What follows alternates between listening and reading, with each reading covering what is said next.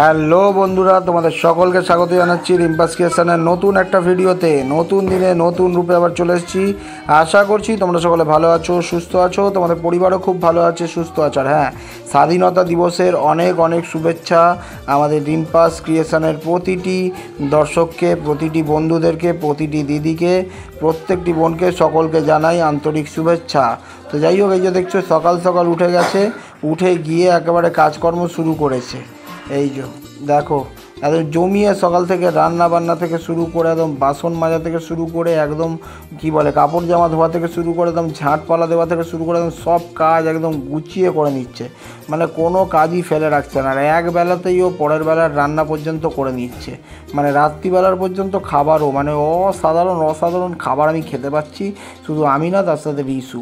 মানে রিসুর তো মনের ইচ্ছা বেশি পূর্ণ হয়েছে, কারণ বেচারা বারবার বলতো তুমি একটু রান্না করো খাবো, তুমি একটু রান্না করো খাবো। তো ও এখন প্রচুর মানে কি বলবো, অসাধারণ খাবার খেতে পাচ্ছে। তো এই যে দেখতে পাচ্ছ বাইরের কাজবাজ করে এবারে ঘরে ঢুকে গেছে, ঘরটার মোছামুছি শুরু করেছে। আজকে এত কাজ করবে যে কথা বলার টাইমটুকু পাইনি, মানে আমার সাথে পর্যন্ত কথা বলার সময় পাইনি। আর ওদিকে রিসু এসছে স্কুল থেকে, এসে গিয়ে একটু এদিক ওদিক করে ওই করতে গেছে, ঘুড়ি টুড়ি ধরতে গেছে মনে হয়। না, রিসু এখনও আসেনি, এটা আসবে তো একটু পরে। হ্যাঁ, রিসু এসে একটা কেলোর কীর্তি করেছে। তো ওর মা কোনো দিন দুপুরবেলা ঘুমায় না, ও এসে দেখছে স্কুল থেকে যে ওর মা ঘুমাচ্ছে চাদর চাপা দিয়ে, লেপটেপ চাপা দিয়ে। আমায় ফোন করে বলছে যে মায়ের না জ্বর এসছে, মা শুয়ে রয়েছে। এবার আমিও ভেবেছি সত্যি হয়তো। এবারে দিয়ে ওকে বললাম তুই তাহলে স্নান করে নে, খেয়ে দিয়ে নিয়ে মাকেও ডেকে বল খেয়ে নিতে, খেয়ে দিয়ে নিয়ে তুই ওষুধগুলো খাইয়ে দে, ওখানে দেখ ওষুধ রয়েছে। এবারে পরে দেখছি ওর মা দিব্যি রয়েছে, আমাকে ফোন করেছে। আমি বললাম তোমার নাকি জ্বর? বলছি কে বলেছে? আমি ছেলে বললো জ্বর। বলছে না, ও বুঝতে পারিনি, কারণ দুপুরে তো শুই না।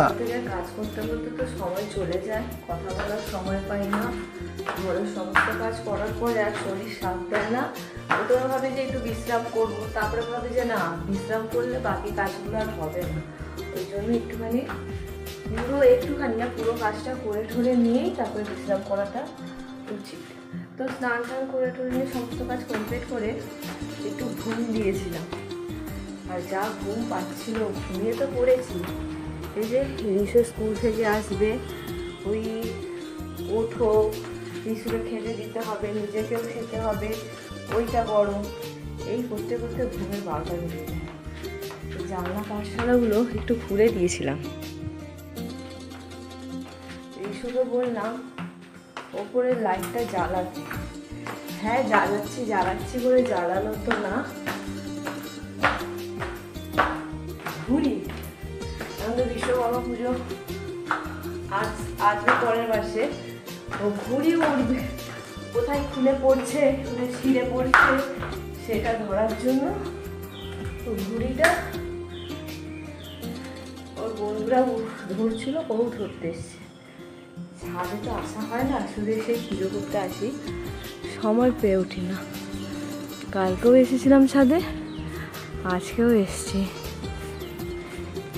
ঘুমানোর পরে না ফ্রেশ একটা ফিল হচ্ছে, বেশ ভালো লাগছে। সেদিনকার এই ছাদে টুসি উঠেছিল, উঠে বসেছিল, তখন ঝিরিঝিরি বৃষ্টি পড়ছে বলে টুসি নেমে গেছে। আর খুব গরম ছিল, প্রচুর। ছাদের সামনেরটা পরিষ্কার করেছে, তখন খুব বৃষ্টি পড়ছিল। আর এই সাইডটা আর পরিষ্কার করা হয়নি, এই সাইডটা পরিষ্কার করতে হবে। কবে করবে কে জানে। ওই নতুনই একটুখানি কাজ দেখাতে খুব ভালো লাগে। এরকম প্রায় কাজ করতে গেলে তক্তাপোষ হয়ে যাবে পিছন। এই নাইটিটা, সাদা নাইটিটা এত ঠকিয়ে দিয়েছে আমাকে, এত ফালতু। তুই দেখো ঘুড়ি পড়েছে, দেখতে পাচ্ছ? এই দেখো এই ঘুড়িটা নেয়ার জন্য রিসু ধরপর করে উঠে এসছে। আমাকে ওই জন্য কালকে বললো যে কালকে বাবাকে নিয়ে আমি ঘুড়িটা নেব। আর ঘুড়ি আছে, কারণ আমাদের এখানে না প্রচুর ঘুড়ি পড়ে। আগের বারে দুটো পড়েছিল, একটা এদিকে পড়েছিল, একটা ওই সাইডটায় পড়েছিল। বর্ষাকালে আমাদের এইসব গাছগুলোতে বাজ পড়ে, তো এই গাছটাও অনেক উঁচু ছিল, বাঁচ পড়ে কোথায় এসে গেছে, ভেঙে গেছে। আর আমাদের মিস্ত্রি দাদারা এর মধ্যে 4-5টা টিয়া পাখি ছিল এই গাছটার, মানে আর গাছে উঠতে পারে ওনারা, যেহেতু গাছে উঠেছে, গাছটা অর্ধেক ভেঙে এই সাইডে না ওই সাইডে পড়েছে, তার জন্য এটা হাফ হয়ে আছে। এটা মেঘলা মেঘলা হলে কি হবে, কিন্তু একটা গুট গরম আছে, যাই নিচেই যাই।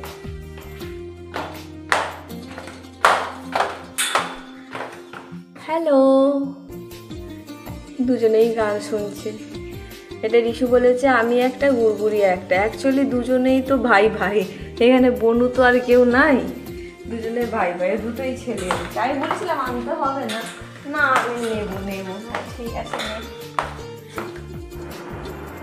ফোনটা এতক্ষণ ধরে রিশুর কাছে ছিল, মুভি দেখছিল, ওই জন্য আমি আর ভিডিওটা করতে পারিনি।